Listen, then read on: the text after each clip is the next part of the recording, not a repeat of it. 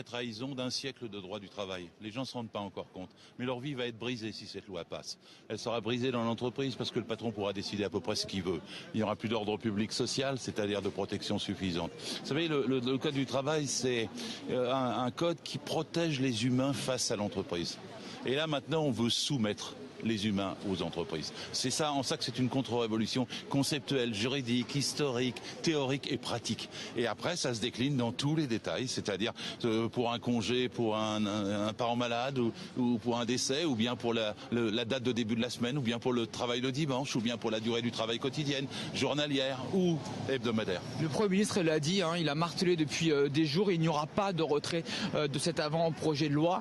Vous y croyez au retrait ou c'est une posture aujourd'hui? Je voudrais que ce Premier ministre il ait travaillé une fois dans sa vie, qu'il passe une serpillière dans une cantine de sa circonscription, qu'il passe 6 mois dans un chantier, et puis qu'il fasse comme 18 millions de salariés du privé et 5 millions du public, qu'il bosse.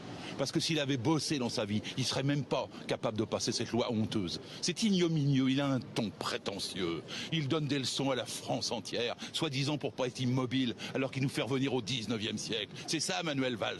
C'est une contradiction, une erreur de casting. Il est temps qu'il s'en aille. Faudra-t-il une grève générale pour qu'il s'en aille? Moi, je pense que si cette loi passe, c'est une catastrophe pour la France, une catastrophe pour l'emploi, une catastrophe pour les salariés. Et ce que je souhaite, c'est que Valls, il s'en aille.